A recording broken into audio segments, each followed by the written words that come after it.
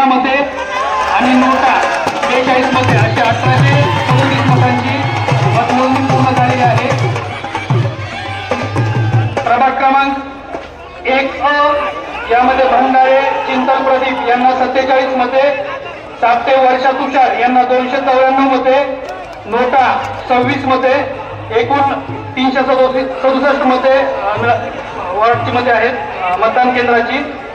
एक ब सीटला कुलकर्णी ओंकार विलास यांना 42 मते, पाटणे निकेतन आनंद यांना 294 मते।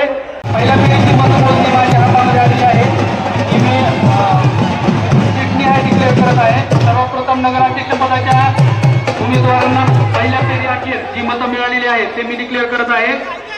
कानडे सपना ऋषिकेश